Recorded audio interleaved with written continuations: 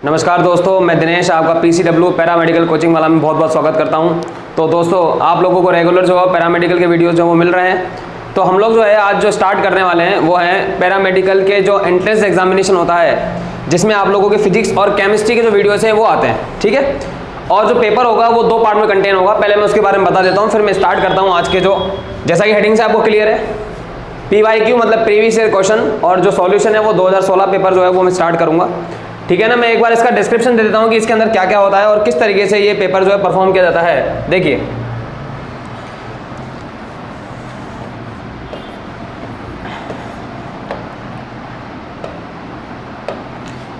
जो paramedical entrance examination होता है उसमें 2 पार्टीशन होते हैं। इसमें एक तो आपके पास आएगी फिजिक्स,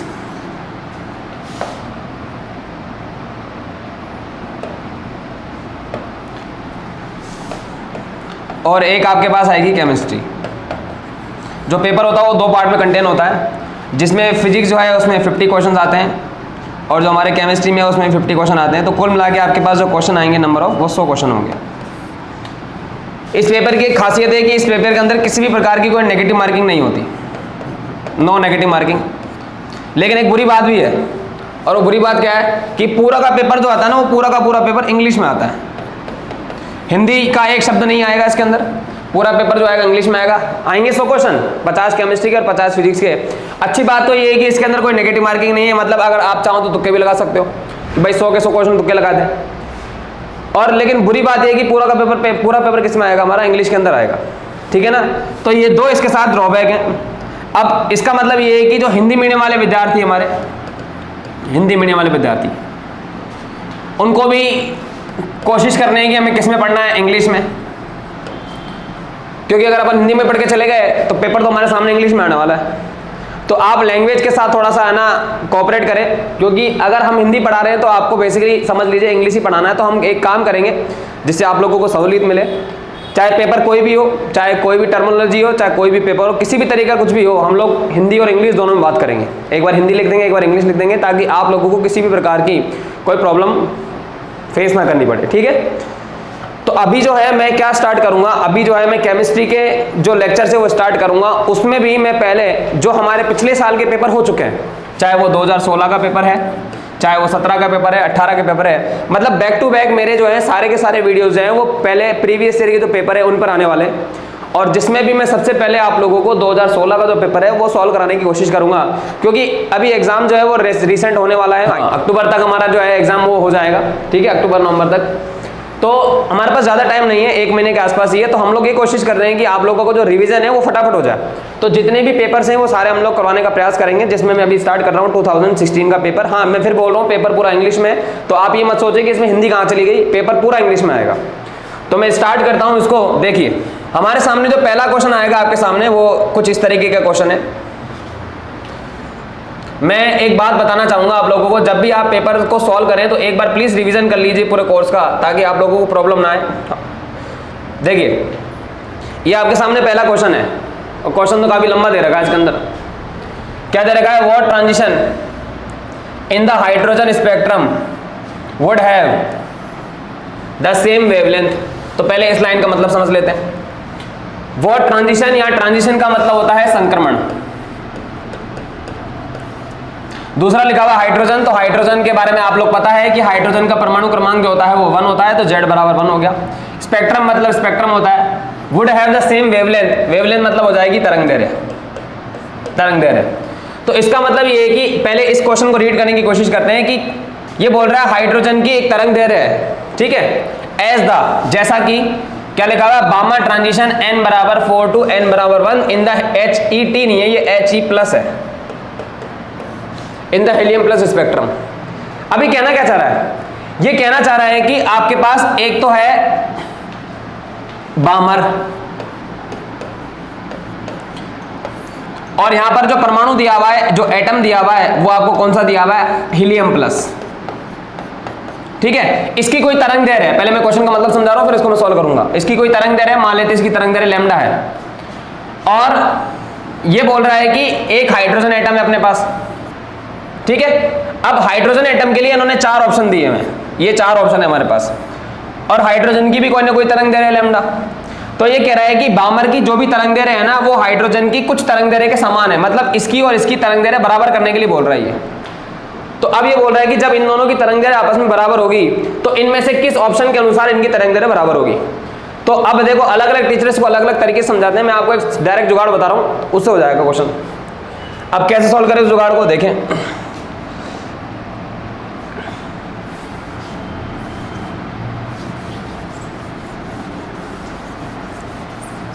देखें एक जुगाड़ देखते हैं हम लोग।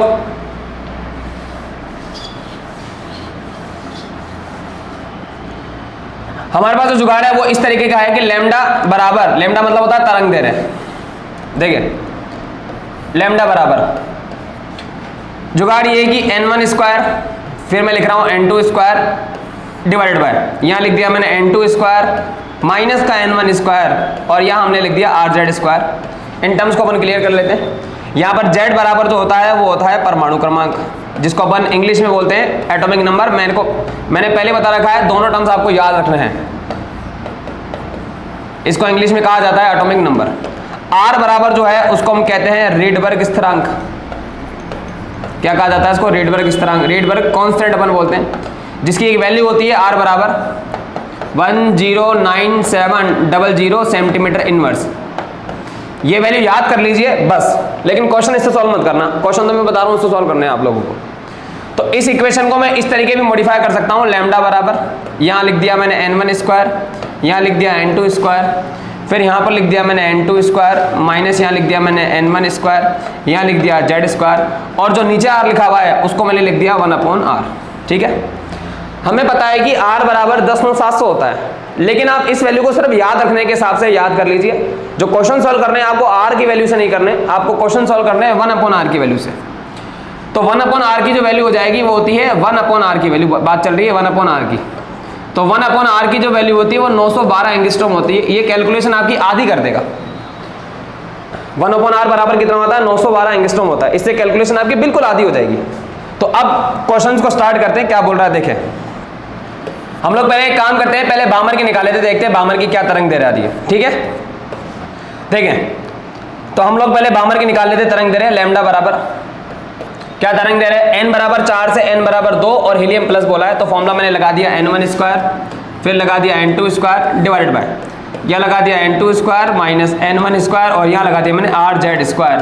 n बराबर 4 से n बराबर 2 में जा रहा है, तो लैम्डा बराबर, एक बार यहाँ पे मैं 2 रखूंगा तो 2 का स्क्वायर, फिर मैं 4 रखूंगा तो 4 का स्क्वायर डिवाइडेड बाय, फिर मैं यहाँ रखूंगा 4 का स्क्वायर माइनस 2 का स्क्वायर। ठीक है, आपको जो परमाणु दिया हुआ है वो हीलियम प्लस दिया हुआ है, और हीलियम जो होता है वो 2 नंबर पे आता है, तो z का जो मान हो जाएगा वो 2 का स्क्वायर आ जाएगा। और 1/r को मैंने अलग कर लिया। क्यों अलग कर लिया? क्योंकि मुझे पता है कि 1/r का मान 912 एंगस्ट्रॉम होता है। लैम्डा बराबर, इसको सॉल्व करेंगे, 2 का स्क्वायर 4 हो जाएगा, 4 का स्क्वायर 16 हो जाएगा डिवाइडेड बाय, फिर 4 का स्क्वायर 16 हो जाएगा, 2 का स्क्वायर 4 हो जाएगा, इनटू यहाँ बचेगा मेरे पास 4, और यहाँ मेरे पास बच गया 1/r इज इक्वल टू, इसको सॉल्व करेंगे तो कितना आएगा? 4 × 16 अपॉन 16 में से 4 गया तो कितना बचेगा? 12, यहाँ फिर से बच गया मेरे पास 4, और यहाँ मेरे पास बच जाएगा 1/r। 4 से 4 उड़ा दिया, 4 चौक 16 हो जाएगा, 4 3 12 हो जाएगा। इसका मतलब लैम्डा बराबर मेरे पास कितना आ गया? 4/3r। चाहो तो सॉल्व कर लो, मेरी नजर में सॉल्व भी करने की रिक्वायरमेंट नहीं है, आप याद रखें फिलहाल कि 1 का 4/3r आया। ये तो किसकी हो गई? इसकी, बामर की दूसरी और चौथी वाली। इतना पार्ट मैंने कर दिया, इतना पार्ट। अब ये जो पहला वाला पार्ट है इसका आंसर तो डी आएगा, है ना। अब आंसर डी कैसे आएगा उसको मैं सॉल्व करके दिखाता हूं आपको। तो मैं डायरेक्ट डी पे अप्रोच करता हूं। आप लोग एग्जाम के अंदर आपको एक एक करके चेक करना पड़ेगा, इसलिए मैंने आपको डायरेक्ट फॉर्मूला बता दिया n1 square n2 square upon n2 square minus n1 square rz square. इस फॉर्मूले से आपको चेक करने में भी देरी नहीं लगेगी। तो मैं चेक कर रहा हूं, एक बार लास्ट वाला ऑप्शन में चेक करता हूं कैसे करेंगे। देखें इस रिजल्ट को याद रखना, लैम्डा बराबर 4/3r आया, वो भी किसके लिए? बामर के लिए। यह आया किसके लिए? बामर के लिए। ठीक, चलो स्टार्ट करते हैं लास्ट वाले को। यहाँ मैं क्लियर कर देता हूँ सभी नोट्स को। यहाँ हमारे पास जो रिजल्ट आया था वो कितना आया था? लैम्डा बराबर 4/3r। ठीक, अब इसके लिए बात करते हैं जिसके लिए बोला हाइड्रोजन के लिए। तो हाइड्रोजन के लिए z बराबर कितना होता है? हमारे पास 1 होता है। ठीक है, अगेन मैं फॉर्मूला लगा रहा हूँ, लैम्डा बराबर n1 स्क्वायर, यहाँ लगा दिया n2 square upon n2 square minus n1 square divided by rz square. Lambda is equal to n1 square. देखो आंसर डी है तो एक बार चेक करके देख लेते हैं आंसर डी से आता है कि नहीं आता। n बराबर 2 और n बराबर 1 है, तो 1 का स्क्वायर फिर 2 का स्क्वायर डिवाइडेड बाय फिर कितना आएगा 2 का स्क्वायर माइनस 1 का स्क्वायर, फिर r को पढ़ा रहने दीजिए, और z जो है हाइड्रोजन की बात चल रही है, हाइड्रोजन के लिए z का मान 1 का स्क्वायर होता है, तो लैम्डा बराबर ये हो जाएगा 1 into 4/4 minus 1 into r into 1, तो ये हो जाएगा 4/3r। तो यहाँ देखिए आप लैम्डा बराबर जो आया वो कितना आया 4/3r, और दोनों के दोनों बराबर हैं। इसका मतलब बिल्कुल सही है कि जो n बराबर 4 और n बराबर 2 था उसकी तरंग दैर्ध्य और हाइड्रोजन की तरंग दैर्ध्य जो है वो कब बराबर होगी, जब हाइड्रोजन के लिए इलेक्ट्रॉन n बराबर 2 से n बराबर 1 में आएगा, तो हमारा आंसर जो हो जाएगा वो डी आ जाएगा। इसको पूरा सॉल्व करने की रिक्वायरमेंट नहीं है। देखो 4/3r 4/3r दोनों बराबर हो गए। अब क्या करेंगे, कहीं पहले वैल्यू रखेंगे फिर वो निकालेंगे, तो इतना समय हमारे पास एग्जाम में नहीं होता। ठीक है, फॉर्मूला क्या है n1 square n2 square upon n2 square minus n1 square, और यहाँ पर क्या आ गया rz स्क्वायर। ये तो हमारा पहला क्वेश्चन का सॉल्यूशन। ठीक है, अब बढ़ते हैं हम लोग दूसरे क्वेश्चन की तरफ।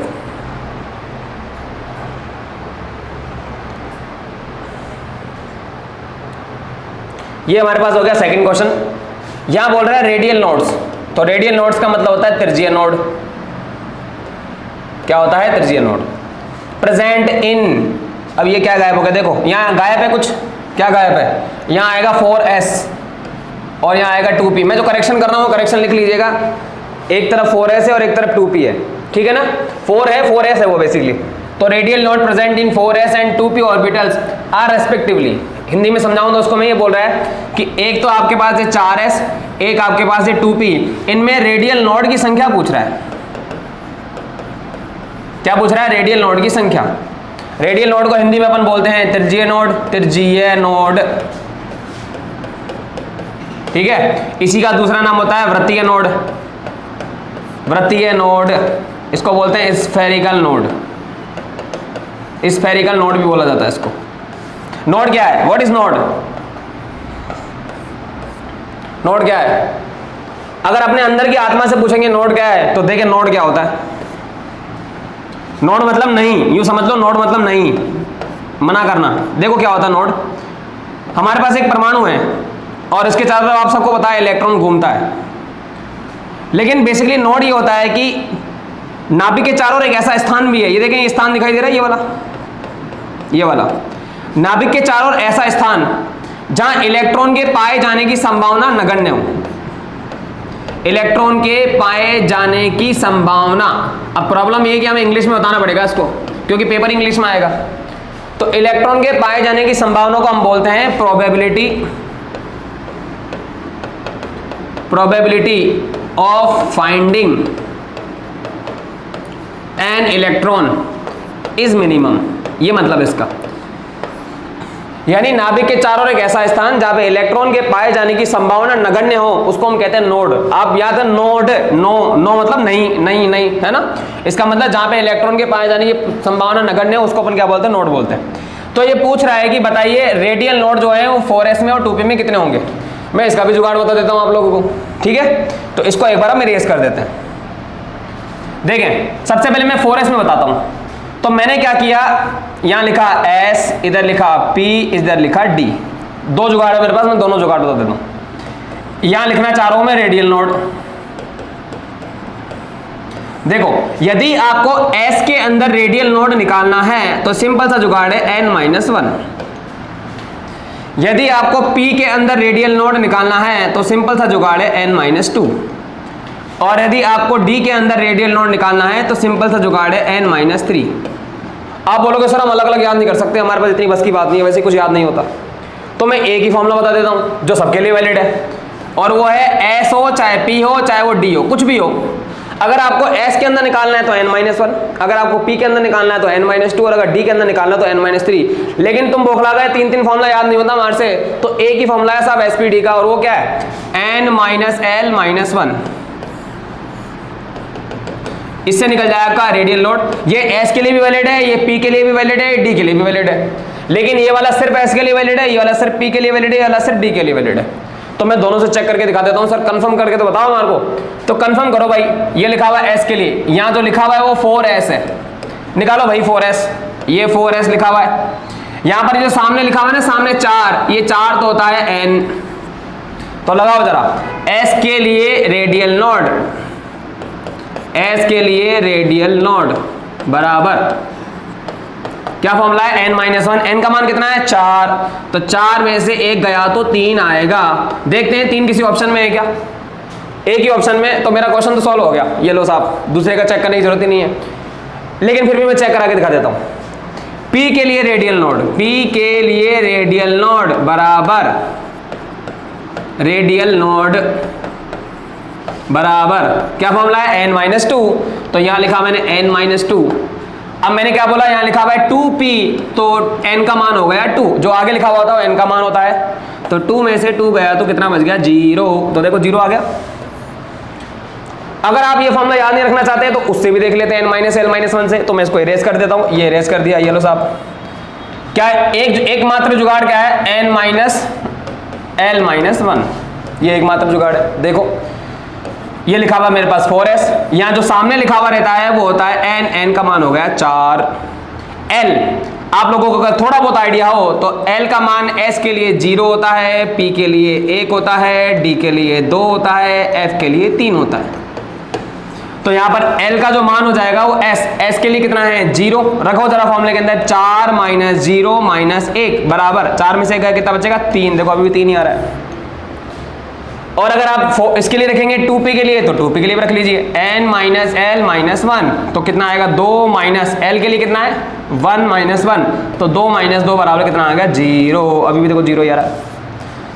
तो आप चाहें तो रेडियल नोड को किसी भी तरीके से सॉल्व कर सकते हैं। मैंने आपको दोनों तरीके बता दिए। अब मेरा जो मानना है, पर्सनल व्यू जो है, आप अलग अलग याद रखें ज्यादा बेटर है। s के लिए अलग याद रखें, p के लिए अलग याद रखें, d के लिए अलग याद रखें।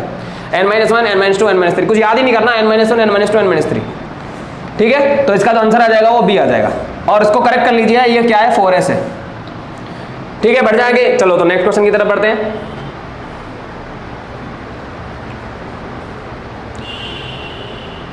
ये क्वेश्चन नंबर 3 है, the decreasing order of second ionisation enthalpy of sodium, magnesium, aluminium, silicon. 4 option दे रखे हैं, इसको भी देखो कुछ करते हैं, कोई ना कोई तो जुगाड़ इसके लिए ढूंढेंगे।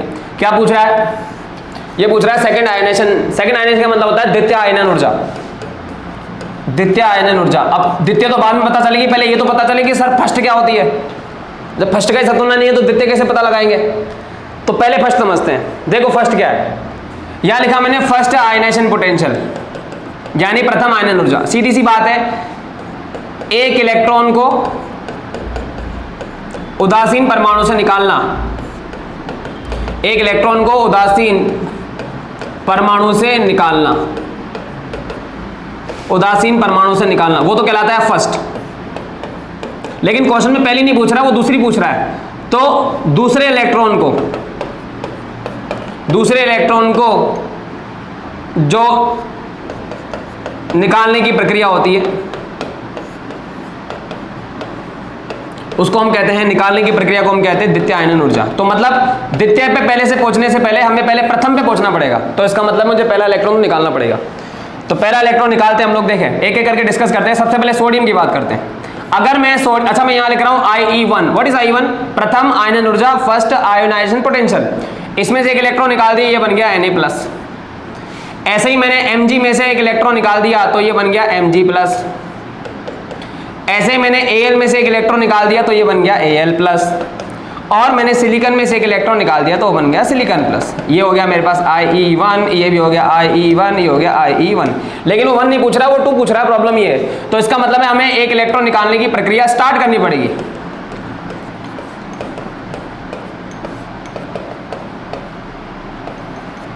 देखो एक सिंपल सा जुगाड़ ये कहता है, मैंने कुछ बातें पढ़ी थी। क्या पढ़ी थी? पहली बात ये पढ़ी थी कि आवर्त सारणी में अक्रिय गैस जिसको अपन बोलते हैं इनर्ट गैस, जो कि आयनन ऊर्जा होती है वो सबसे ज्यादा होती है। अक्रिय गैस की आयनन ऊर्जा सबसे अधिक होती है। अक्रिय गैस बोले तो हीलियम हो गया, नियोन हो गया। संपूर्ण आवर्त सारणी में कंप्लीट पीरियोडिक टेबल में सबसे ज्यादा आयनेशन एनर्जी, आयनन ऊर्जा जो होती है वो किसकी होती है? अक्रिय गैसों की होती है। अगर मैं इसमें से अक्रिय गैस की खोज कर लूं तो मेरा काम हो जाएगा।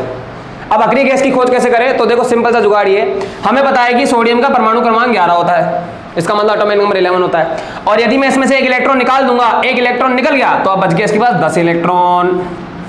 अब 10 किसका होता है? देखो hydrogen, helium, lithium, beryllium, boron, carbon, nitrogen, oxygen, fluorine, neon. तो नियोन कितने नंबर पे आता है? 10 नंबर पे, यानी Na+ नहीं है, Na+ नियोन है। और नियोन जो है एक प्रकार का क्या है? इनर्ट गैस है, अक्रिय गैस है। अगर मैं मैग्नीशियम की बात करूं तो मैग्नीशियम के पास 12 इलेक्ट्रॉन थे, जिसमें से एक इलेक्ट्रॉन में निकाल चुका, तो बचे कितने? 11। ऐसे ही एल्यूमिनियम का होता है 13, उसमें से एक इलेक्ट्रॉन निकाल दिया तो हो गया 12। इसके बाद इसके होता है 14, उसमें से एक इलेक्ट्रॉन निकाल दिया तो 13 हो गया। अगर जरा सी भी कॉमन सेंस है तो 1 सेकंड में क्वेश्चन हो जाएगा, क्योंकि थोड़ा सा मतलब घुमा रखा है। देखें सबसे पहले इनमें चेक करते हैं, इनमें सबसे ज्यादा आयनन ऊर्जा किसकी होगी? जो अक्रिय गैस का पालन करेगा। तो अक्रिय गैस का पालन कौन कर रहा है जरा बताना? अक्रिय गैस का पालन जो है वो हमारा कर रहा है ये Na+। तो इसका मतलब है सबसे पहले Na+ आएगा। तो इसका मतलब हमने एक ऑप्शन तो गलत कर दिया, बधाई हो, है ना। अब हमारे पास कितना बचा? केवल 3 ऑप्शन बच गए, ये पहला ऑप्शन, ये दूसरा ऑप्शन और ये तीसरा ऑप्शन। इसमें भी देखो सोडियम है, इसमें भी सोडियम और इसमें भी सोडियम है। अब देखो 3 ऑप्शन सोडियम के, इसका मतलब हमें और को शिफ्ट करना पड़ेगा। तो किसको शिफ्ट करें देखते हैं। तो एक बात ध्यान रखना कि सोडियम का सबसे पहले आएगा। क्यों आएगा? क्योंकि अक्रिय गैसों की आयनन ऊर्जा सबसे ज्यादा होती है, हमने चेक कर लिया। अब इन तीनों में चेक करते हैं किसकी ज्यादा होगी। मैं इसको हटा रहा हूं एक बार के लिए। अब हमें चेक करना है मैग्नीशियम, जो कन्वर्ट कर रहा है Mg+1 में, और एक हमारे पास था Al जो कन्वर्ट हो रहा है Al+1 में। इसके पास थे 13 इलेक्ट्रॉन, ये हो गए 12। इसके पास थे 11 इलेक्ट्रॉन, सॉरी 12 इलेक्ट्रॉन, इसके पास कितने हो गए? 11। इन दोनों में कंपेयर करके देख लेते हैं एक बार, ठीक है। तो कंपेयर करते हैं। देखिए सुनिए मेरी बात ध्यान से, क्या मैं मैग्नीशियम प्लस को सोडियम लिख सकता हूं क्या? क्यों लिख सकते हैं? क्योंकि मैग्नीशियम के पास 12 इलेक्ट्रॉन थे, उसमें से मैंने एक इलेक्ट्रॉन निकाल दिया तो बचे 11। 11 किसका होता है? सोडियम का होता है। मैं जो तरीका बता रहा हूं उसको याद रखिए। एल्यूमिनियम की बात करेंगे, एल्यूमिनियम के पास 13 इलेक्ट्रॉन होते हैं, उसमें से मैंने एक इलेक्ट्रॉन निकाल दिया, हो गए 12। 12 किसका होता है? मैग्नीशियम का। ये लो मैंने लिख दिया मैग्नीशियम का, ठीक है। अब एक मैं ऑर्डर लिख रहा हूं, यहां लिखा है सोडियम, इधर लिखा मैंने मैग्नीशियम, इधर लिखा मैंने एल्यूमिनियम, यहां लिखा मैंने सिलिकॉन, यहां लिखा फास्फोरस, यहां लिखा सल्फर, क्लोरीन और आर्गन।